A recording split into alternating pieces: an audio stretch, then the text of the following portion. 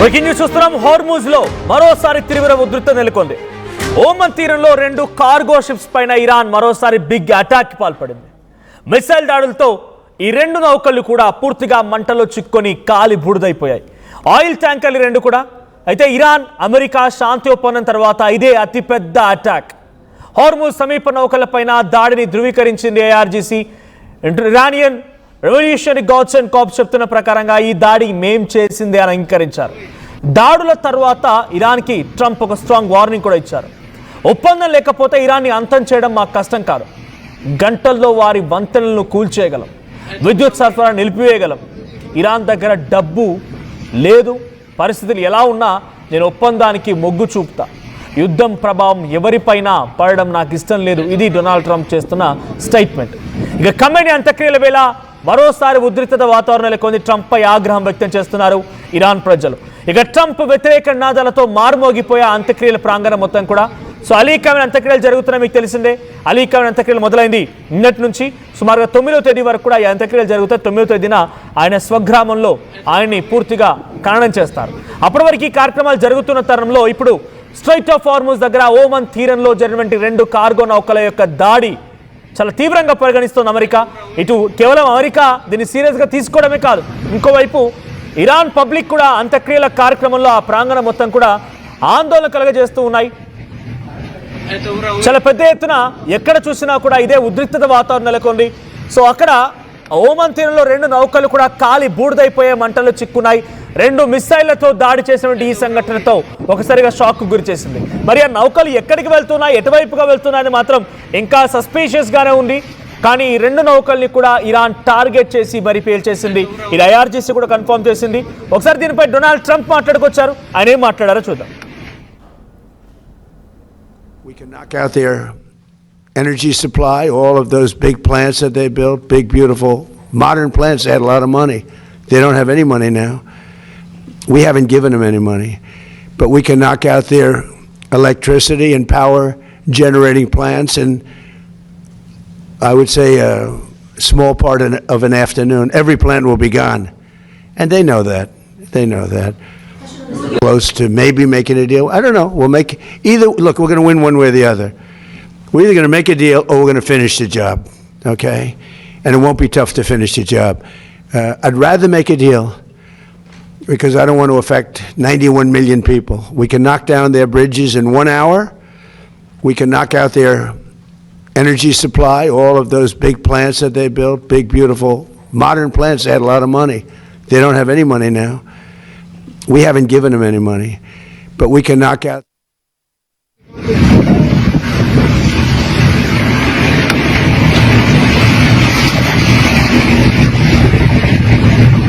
Это уровень.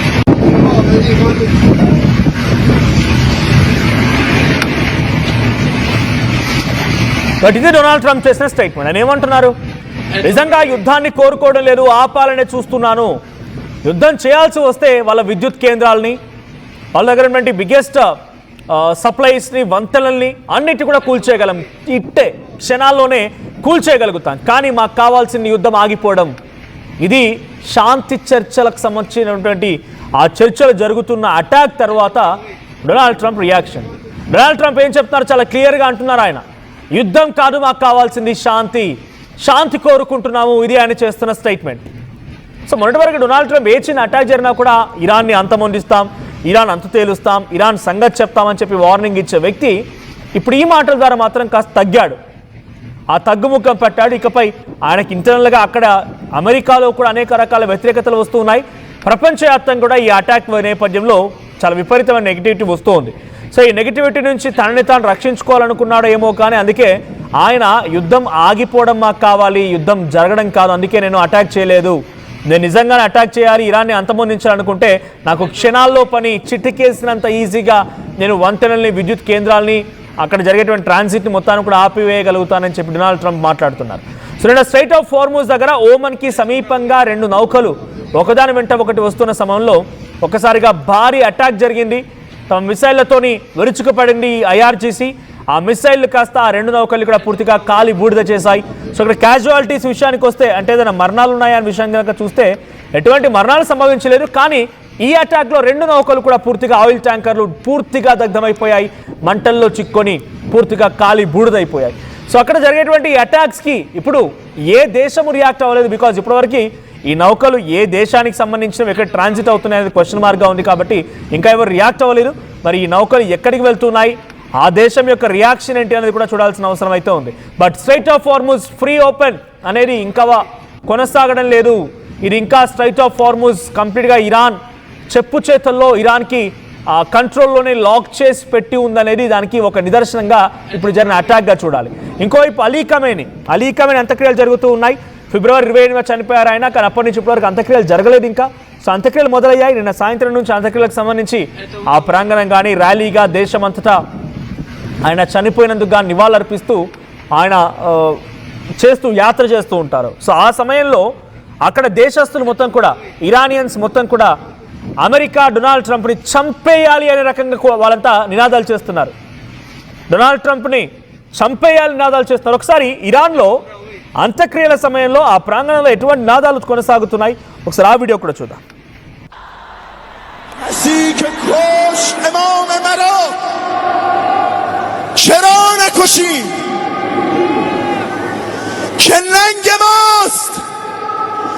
اگر قاتل تو را نکشیم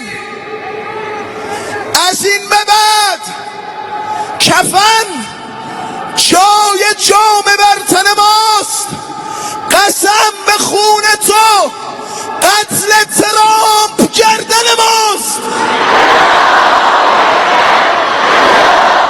అలీ ఖమేనీని అంతమొందించిన వాళ్ళు వదిలే ప్రసక్తే లేదు. మా నాయకుడి చావును చూసిన వారి చావును కూడా చూడాల్సిందే.